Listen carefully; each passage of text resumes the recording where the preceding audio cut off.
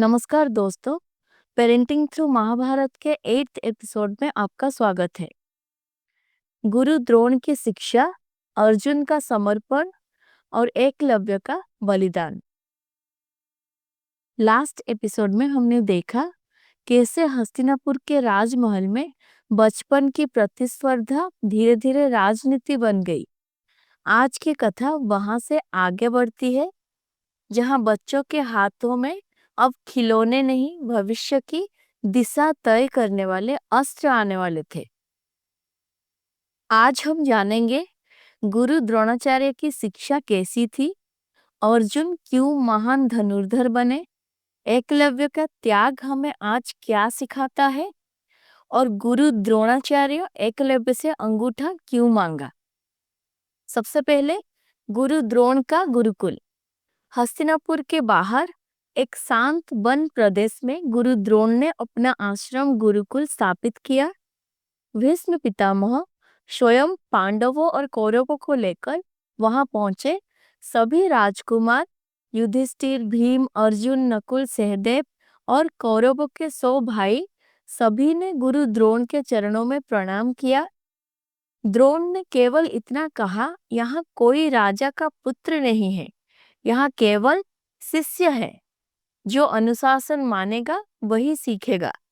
कुछ को ये बात अच्छी लगी, कुछ को चुभ गई।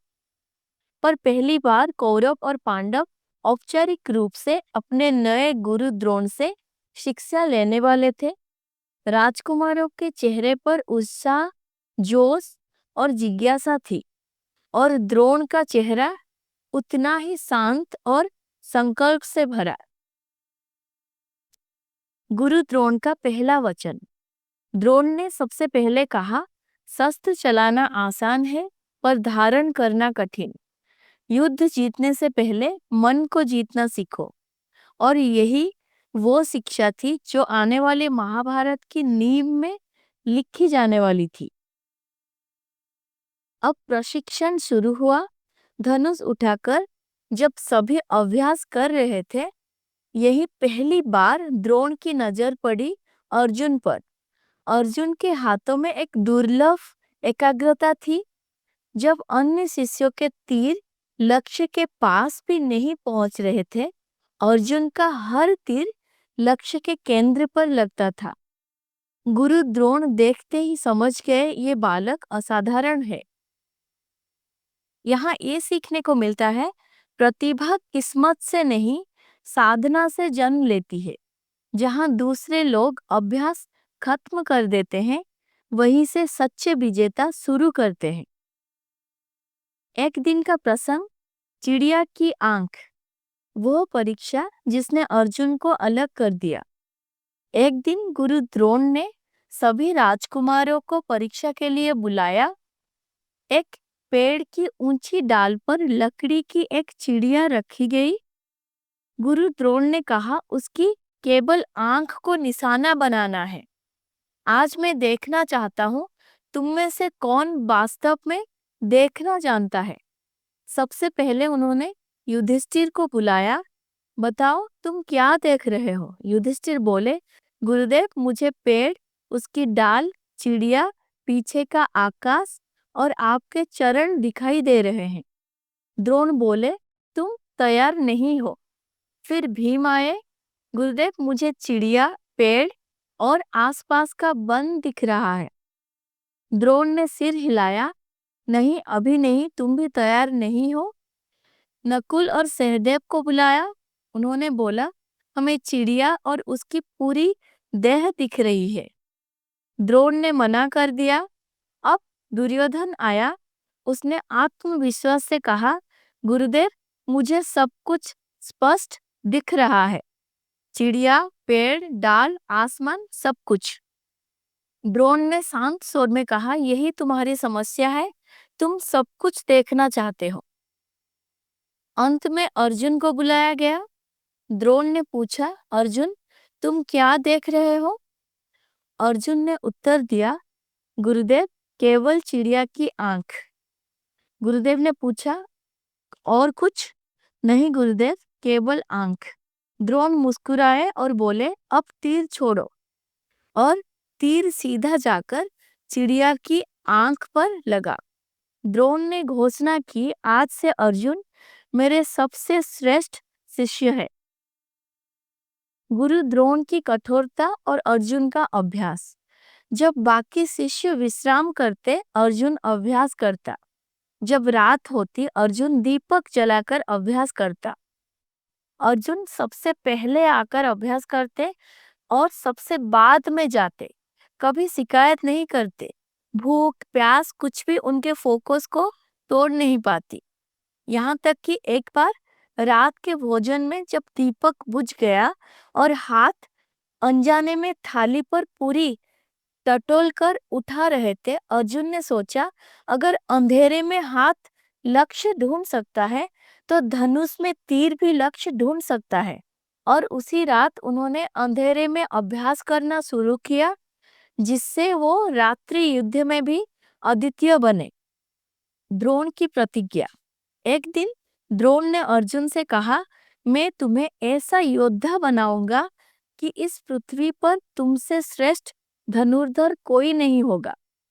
वही तुरंत उन्होंने प्रतिज्ञा की, और जिस दिन द्रुपद का घमंड टूटेगा उसी दिन मेरे घाव भर जाएगा। यही वो प्रतिज्ञा की आग थी जिसने आने वाले वर्षों में द्रोण, पांडव और पूरे आर्यावर्त के इतिहास को बदल दिया। गुरु द्रोण ने सिर्फ धनुष चलाना नहीं सिखाया, उन्होंने डिसिप्लिन, ओबीडियंस, फोकस और कमिटमेंट सिखाया। आज एजुकेशन सिर्फ मार्क्स, पैकेज और रैंक बन गई है। महाभारत बताता है, स्किल बिना कैरेक्टर के डेंजरस होती है। सेम टीचर से पढ़कर अर्जुन हीरो बना और दुर्योधन विलेन। प्रॉब्लम टीचर में नहीं, स्टूडेंट के एटीट्यूड में होती है। तो lesson, same education, different mindset, different destiny. Arjun का फोकस एक एग्जाम्पल नहीं, एक बेंचमार्क है। नेक्स्ट, एकलव्य जो बिना गुरु के शिष्य थे। उसी समय निषाद राज हिरण्यधनु का पुत्र एकलव्य था। वो भी धनुर्विद्या सीखना चाहता था। वो गुरु द्रोण के पास गया। द्रोण ने कहा, मैं केवल हस्तिनापुर के राजकुमारों को सिखाता हूँ। एकलव्य ने कोई तर्क नहीं किया। वो वन में लौटा, मिट्टी की एक मूर्ति बनाई गुरु द्रोण की, और उसे ही गुरु मानकर अभ्यास करने लगा। उसकी निष्ठा इतनी गहरी थी कि वो अद्भुत धनुर्धर बन गया। अब गुरु दक्षिणा, एकलव्य के अंगूठे का त्याग। एक दिन अर्जुन ने देखा, एक श्वान के मुंह में 7 बाण लगे हैं। अर्जुन चौंक गया। द्रोण उस स्थान पर पहुंचे। एकलव्य सामने आया और प्रणाम किया। द्रोण ने पूछा, तुम्हारे गुरु कौन है? एकलव्य बोले, आप। द्रोण ने कहा, तो गुरु दक्षिणा दोगे? एकलव्य बिना हिचकिचाए बोले, आदेश दीजिए। द्रोण ने कहा, अपना दायां अंगूठा दे दो। एकलव्य ने तुरंत काट कर अर्पित कर दिया। उसके चेहरे पर पीड़ा नहीं, केवल श्रद्धा थी। अब जब एकलव्य ने अपना अंगूठा गुरु द्रोण के चरणों में रख दिया, उस क्षण को महाभारत भावुक नहीं, गंभीर बनकर दिखाता है। बहुत लोग सवाल करते हैं, क्या गुरु द्रोण अन्यायी थे? क्या उन्होंने जानबूझकर एक प्रतिभा को तोड़ा? व्यास महाभारत कहता है, बात इतनी सीधी नहीं है।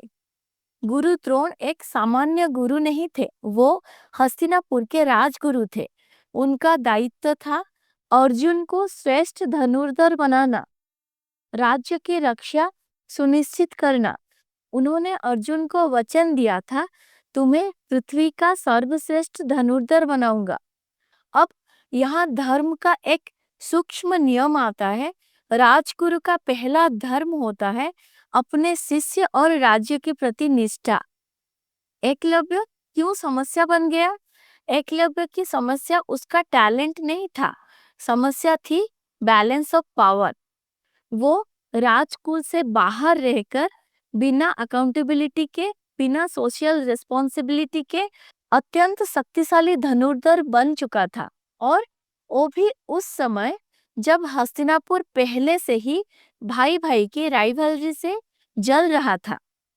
अगर ऐसा योद्धा भविष्य में किसी राजा के इन्फ्लुएंस में आ जाता या रिजेंटमेंट में डिसीजन लेता तो वो पूरे राष्ट्र के लिए खतरा बन सकता था। महाभारत ये नहीं कहता कि एकलव्य गलत था। महाभारत ये कहता है अनरेगुलेटेड पावर भी उतना ही खतरनाक होती है जितनी इमोरल पावर। तो अंगूठा ये किसका प्रतीक था? गुरु द्रोण ने जीवन नहीं मांगा, उन्होंने ज्ञान नहीं छीना, उन्होंने सिर्फ वो अंग मांगा जिससे धनुर्विद्या की परिकाष्ठा संभव थी। ये एक प्रकार का कंट्रोल मैकेनिज्म था ताकि अर्जुन का वचन पूरा रहे, सत्ता का संतुलन बना रहे, भविष्य में असंतुलन से युद्ध ना हो। विडंबना देखिए, युद्ध फिर भी हुआ। यही महाभारत की सबसे बड़ी शिक्षा है। कुछ फैसले सही नियत से लिए जाते हैं पर सीमित दृष्टि से। अब एकलव्य का पक्ष देखते हैं। एकलव्य ने अंगूठा दिया क्योंकि उसने गुरु को ईश्वर माना, उसने सवाल नहीं किया, उसने व्यवस्था को चुनौती नहीं दी। उसका त्याग महान है। पर महाभारत चुपचाप पूछता है, क्या हर व्यवस्था अनक्वेश्चन्ड ओबीडियंस डिजर्व करती है? तो यूथ को ये सीखना है, टैलेंट पावरफुल है पर डायरेक्शन जरूरी है। ब्लाइंड डिवोशन फ्यूचर डिस्ट्रॉय कर सकता है। सिस्टम अनफेयर हो सकता है पर रेबेलियन भी सॉल्यूशन नहीं। राइट क्वेश्चंस पूछना भी विजडम है। पेरेंट्स को ये सीखना है, सिर्फ ओबीडिएंट बच्चा नहीं, अवेयर और एक्सप्रेसिव बच्चा तैयार करें। जब आप बस मान लो, जो हम कह रहे हैं वही करो, जब बस मानना सिखाते हो, तब कल्चर से बस ट्रेजेडी जन्म लेती है। बच्चों को रिस्पेक्ट के साथ क्वेश्चनिंग सिखाइए। टैलेंट को कंट्रोल नहीं, चैनलाइज करना चाहिए। परंपरा अगर ग्रोथ रोक रही हो तो रिफॉर्म जरूरी है। गुरु का धर्म सिर्फ अपने फेवरेट को नहीं, समाज के फ्यूचर को देखना भी है। गुरु द्रोण विलेन नहीं थे, एकलव्य पीड़ित मात्र नहीं था। ये कहानी है सीमित सोच, सत्ता के डर और संवाद की कमी की। और जहां संवाद नहीं होता वहां इतिहास बलिदान मांगता है। यही है महाभारत, न्याय नहीं चेतावनी। महाभारत युद्ध की कहानी नहीं है, ये चेतावनी है। अगर हम नहीं बदले तो इतिहास फिर दोहराएगा। तो मिलते हैं पेरेंटिंग थ्रू महाभारत की नेक्स्ट एपिसोड में। जय श्री कृष्ण।